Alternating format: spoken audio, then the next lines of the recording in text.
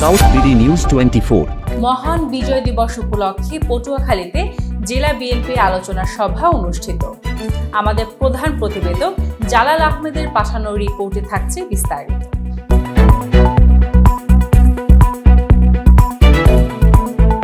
মহান বিজয় দিবস উপলক্ষে পটুয়াখালী জেলা বিএনপির আয়োজনে এক আলোচনা সভা অনুষ্ঠিত হয়েছে।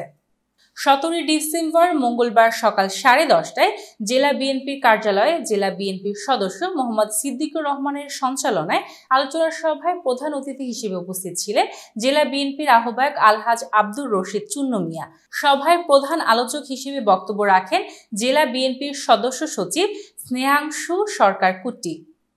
সভায় আরও বক্তব্য রাখেন জেলা বিএনপির সদস্য মোফাজ্জল আলী খান দুলাল, মোহাম্মদ দেলোয়ার হোসেন খান নান্নু, বশির আহমেদ মৃধা, মোহাম্মদ মিজানুর রহমান, আলমগীর বাচ্চু, পৌর বিএনপির সভাপতি মোহাম্মদ কামাল হোসেন, যুবদলের সভাপতি মনিরুল ইসলাম লিটন, বাস মালিক সমিতির সাধারণ সম্পাদক খন্দকার ইমাম হোসেন নাসির, মৎস্য দলের সভাপতি ভিপি শফিকুল ইসলাম শাহিন, স্বেচ্ছাসেবক দলের সভাপতি মশিউর রহমান মিলন, জেলা মহিলা দলের সভাপতি ফারজানা আক্তার রুমা, কৃষক দলের সভাপতি মনিরুজ্জামান টিটু, শ্রমিক দলের সভাপতি জাহিদুর রহমান খান বাবু, তাঁতি দলের সদস্য শফিকুল ইসলাম ও জেলা ছাত্র দলের আহ্বায়ক মেহেদি হাসান শামীম চৌধুরী।